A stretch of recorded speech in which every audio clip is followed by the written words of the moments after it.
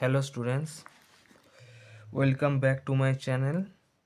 আজকে আমরা ক্লাস 9-এর সূচকের নিয়মাবলী চ্যাপ্টারের থেকে কিছু অঙ্ক তোমাদের শেখাবো এবং পরীক্ষার জন্য প্রয়োজনীয় সূত্রগুলি তোমাদের বলবো।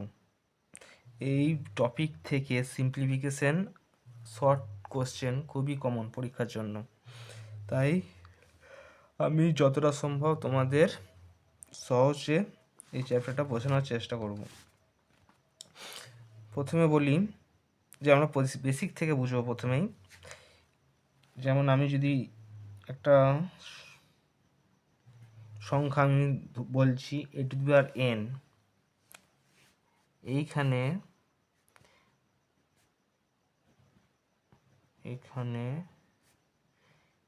একে বলে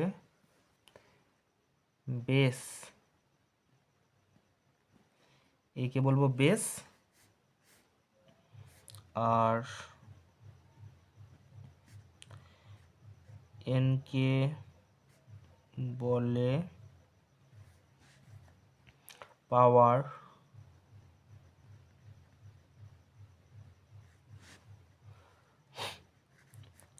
বাংলাতে বলে বেসকে বলে নিধান, পাওয়ারকে বলে সূচক।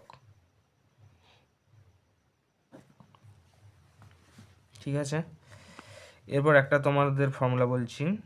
মনে করো a⁴n ইন্টু a⁴n, এই দুটো যদি গুণ হয়, দেখো এখানে তোমরা এখানে বেসটা সমান আছে, বেসটা উভয়ই এ আছে, আর পাওয়ারটা কি আছে m আর n, দুটো আলাদা কিন্তু বেসটা সমান, উভয়ই এ।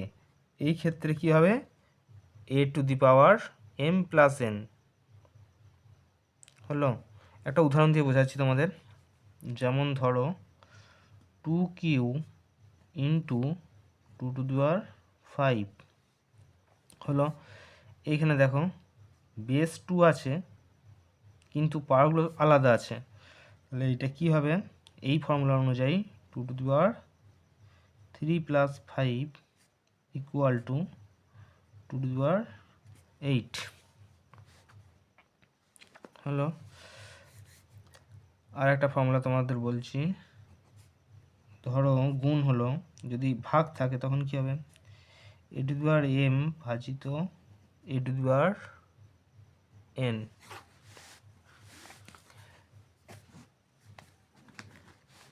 যদি ভাগ থাকে তখন কি হবে, দেখো এখানে এটাকে আমরা এইভাবে লিখতে পারি a⁴m বাই a⁴n। ভাগের সময় আমরা কি করব, এই পাওয়ারগুলোকে বিয়োগ করব হলো। ঠিক এর উল্টোটা, গুণের সময় যোগ হচ্ছিল, ভাগের সময় বিয়োগ হবে। একটা উদাহরণ দিয়ে বোঝাই। ধরো 2⁵ ভাজিত 2q, তাহলে এটাকে আমরা কীভাবে লিখবো এই ফর্মুলা অনুযায়ী 2⁵ বাই 2q, এটা সমান হবে 2⁵ - 3 সমান হচ্ছে 2 স্কোয়ার, সমান তোমরা লিখে দিতে পারো 4 হলো। আর একটা ফর্মুলা বলছি। ধরো a⁴m n আছে,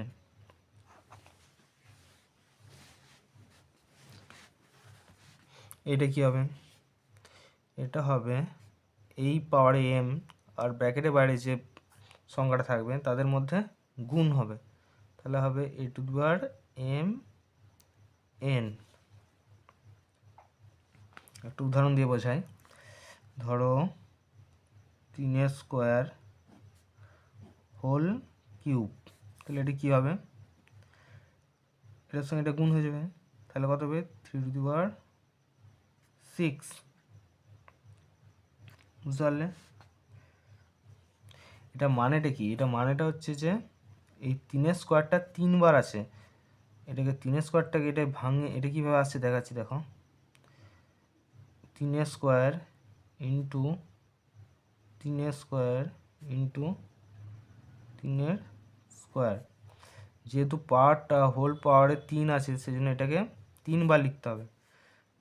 তাহলে বেসটা দেখো এবারে সবারই সমান আছে, বেসটা সমান আছে বলে পাওয়ারটাও অবশ্য সমান আছে, তো বেসটা সমান আছে সেই জন্য আমরা এই পাওয়ারগুলোকে যোগ করে দেবো গুণে। আমরা প্রথমে ফর্মুলায় পড়েছি যে গুণের সময় পাওয়ারগুলো যোগ হয়, তাহলে এগুলো সব যোগ করলে দেখো এটা আসছে 2 4 6, তাহলে 3^6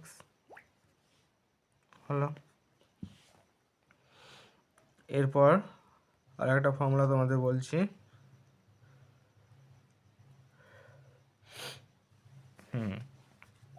মনে করো a⁻m, যদি মাইনাস থাকে তখন আমরা কিভাবে লিখতে পারি?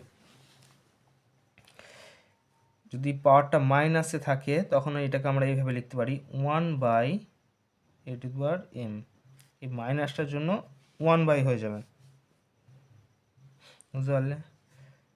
যেমন আমরা যদি লিখি 2⁻−1, এর অর্থ হচ্ছে 1/2, কিংবা ধরো যদি লেখা হয় 2⁻−3, এর অর্থ হচ্ছে 1/2⁵, বুঝতে পারলে? আচ্ছা, আর একটা জিনিস, মনে করো কোনো পাওয়ার যদি 0 থাকে, কোনো কিছুর পাওয়ার যদি 0 থাকে তখন কি হয়? তার মান সবসময়তে 1 হয়ে যায়, বুঝতে পারলে? এইগুলোই আছে, আর কিছু তেমন। আর একটা জিনিস বলছি, ধরো 3 আছে, আচ্ছা প্রথমে ধরো √2, এটাকে ভাঙলে আমরা কি পাবো? 2⁻1/2 √5, এটা ভাঙলে কি পাবো? 5⁻1/2। এইখানে কিছু নেই, রুটের মাথায় কিছু নেই, মানে তোমাদের ধরে নিতে হবে এখানে 2 আছে। 2 থাকলে এখানে লেখার দরকার হয় না, কিন্তু 2 ছাড়া যদি অন্য কোনো সংখ্যা থাকে তখন সেখানে এটা লিখতে হয়। যেমন বলছি 3, রুটের মাথায় 3 আছে, রুটের ভেতরে আছে 3, তাহলে এটাকে আমরা কীভাবে লিখব?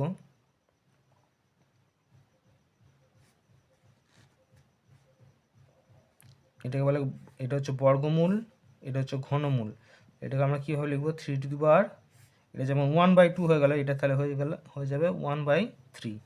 এখানে যদি 4 থাকে, 4 রুটের ভেতরে যদি 3 থাকে তখন এটা কীভাবে লিখব? 3⁻1/4, বুঝতে পারলে?